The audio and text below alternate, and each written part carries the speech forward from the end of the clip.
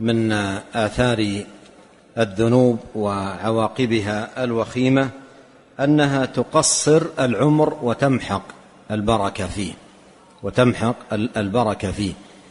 وإذا كانت الطاعة سببا في البركة في العمر والسعة في الرزق والقوة في البدن، فالمعصية على الضد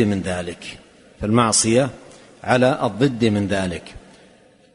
وتأمل في توضيح هذا المعنى الذي يقرره ابن القيم رحمه الله قول النبي عليه الصلاة والسلام: من أحب أن يبسط له من أحب أن ينسى له في أثره ويبسط له في رزقه فليصل رحمه. هذه الطاعة الحبيبة إلى الله عز وجل، صلة الرحم، سبب لطول العمر وسبب للسعة في الرزق. ضدها إذا ماذا يكون؟ إذا كانت هي سبب لطول العمر والسعة في الرزق، فضدها الذي هو القطيعة ماذا يكون؟ فهل عسيتم إن توليتم أن تفسدوا في الأرض وتقطعوا أرحامكم أولئك الذين لعنهم الله فأصمهم وأعمى أبصارهم. إذا كانت الطاعة تزيد العمر وتوجب البركة فيه والسعة في الرزق والقوة في البدن والرخاء في العيش والحياة الطيبة الكريمة، فإن المعصية على الضد من ذلك. انظر في هذا وهذا قول الله سبحانه وتعالى: من عمل صالحا من ذكر أو أنثى وهو مؤمن فلنحيينه حياة طيبة ولنجزينهم أجرهم بأحسن ما كانوا يعملون. ضد ذلك قال: وضرب الله مثلا قرية كانت آمنة مطمئنة يأتيها رزقها من كل مكان فكفرت بأنعم الله فأذاقها الله لباس الجوع والخوف بما كانوا يصنعون. المعاصي ترتب أو يترتب عليها محق البركة وحلول العقوبة وقصر العمر، والطاعة على ضد من ذلك، يترتب عليها السعة في الرزق والبركة في العمر والحياة الطيبة الكريمة. قال ابن القيم رحمه الله: اختلف الناس في هذا الموضع، يعني ما المعنى المراد في كون الطاعة سبب لطول العمر وكون المعصية سبب لقصر العمر، ما معنى ذلك؟ فذكر أقوالا ثلاثة. طائفة ذهبت إلى أن المعنى في نقصان عمر العاصي هو ذهاب البركة بركة عمره ومحقها، وأن عمره وإن امتد من حيث الزمان، من حيث المدة الزمانية، فهو عمر لا بركة فيه، عمر محقت بركته. ولا شك أن كما ذكر ابن القيم رحمه الله تعالى أن هذا من آثار الذنوب وعواقبها محق البركة في العمر. طائفة أخرى قالت بل تنقص العمر حقيقة كما تنقص الرزق. قال: فجعل الله سبحانه للبركة في الرزق أسبابا كثيرة تكثره وتزيده، وللبركة في العمر أسباب تكثره وتزيده أيضا بالمقابل للمعصية، كما هو الشأن في الطاعة. فإذا كان للمعصية الشؤم على العبد وبأسباب كثيرة تزيد من الشؤم في حياته والوهاء والضعف والنقص إلى آخره من الآثار والعواقب السيئة، فإن الطاعة سبب للخيرات. فجعل الله سبحانه وتعالى الطاعة سببا لكل خير والمعصية سببا لكل بلاء. ما نزلت نعم ما نزل بلاء إلا بذنب ولا رفع إلا بتوبة.